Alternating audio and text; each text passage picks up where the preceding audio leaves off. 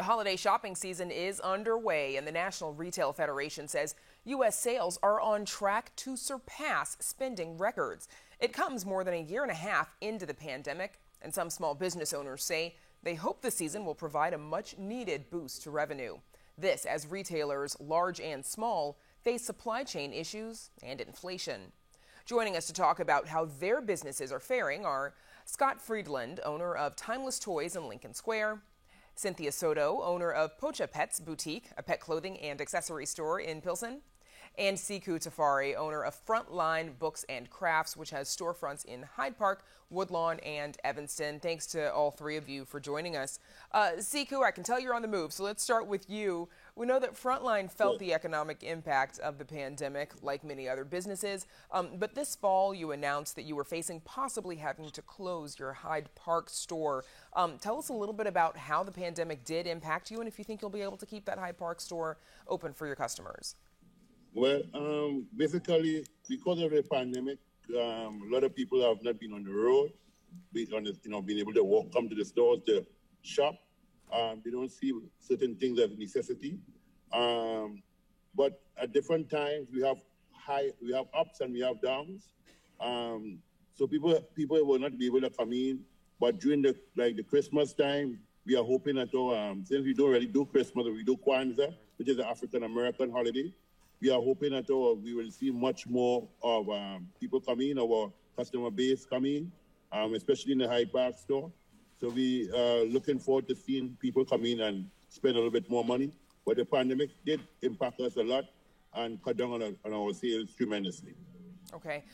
Cynthia, how are you seeing the impact of supply chain issues affecting your business? I've seen it tremendously. We get all of our items from Mexico, and COVID has definitely affected Mexico a lot more so than the United States. And I see it firsthand because there's fabrics not being made anymore, so there's items that we have to discontinue. We have a few of the items that we still used to make, and it's really hard because people want more of that same item, and we just can't make it anymore. Is it difficult then to replace that item with something else that you can offer your customers?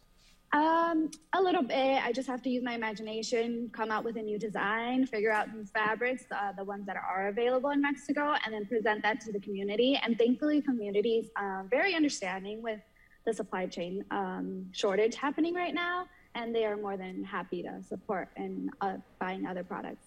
And in a bit, we'll get to a little bit more about your business and what your business model and why so much of your inventory and your fabrics have to come from Mexico. Scott, what about you? I understand you were able to buy toys early for this holiday season. Yeah, absolutely. We saw that there was a shipping issues as well as supply shortage starting back at the beginning of the pandemic as factories started closing down and companies trying to ship toys in from overseas.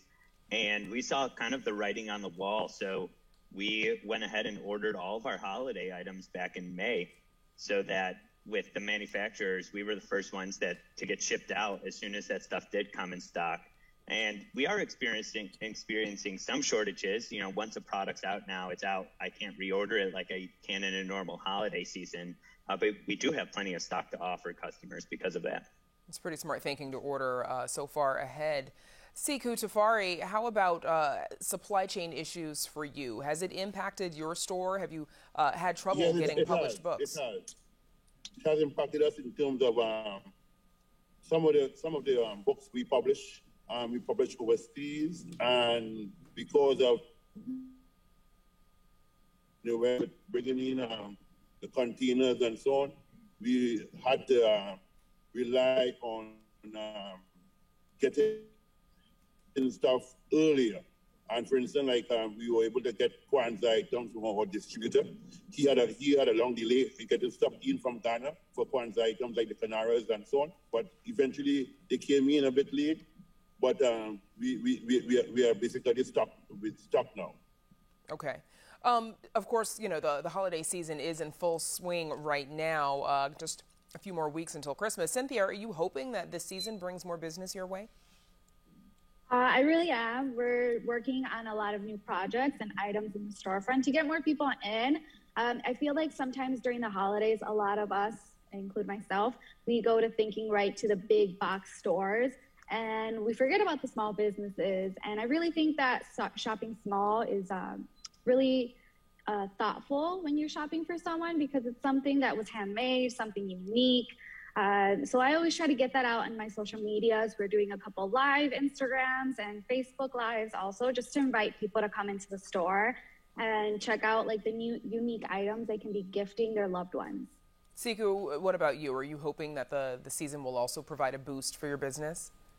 Yes, we dealing with mainly Kwanzaa. We have some like cards and we have some stuff for the New Year, calendars and so on.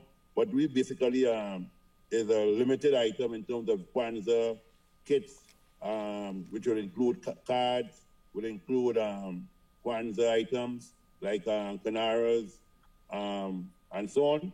So we are hoping by the middle of the month is when people start to shop. But we are seeing an increase in shopping early this year, and that is looking good. Early this year, I wonder if a lot of customers are also aware of the supply chain issues and trying to get ahead of it themselves. Scott Friedland, what about you? What does your holiday season typically look like? We typically do about a third of our overall business for the year in the holiday season, just between Thanksgiving and Christmas.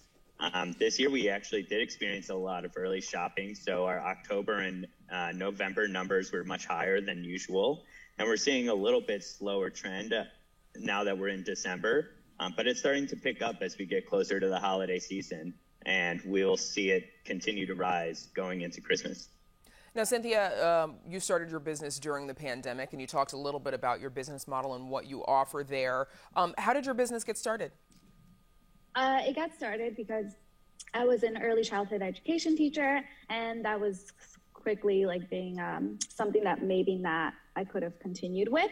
So I did this as a side business. My best friend in Mexico, she actually has Benito Moda, which is the brand of clothes you see in our storefront.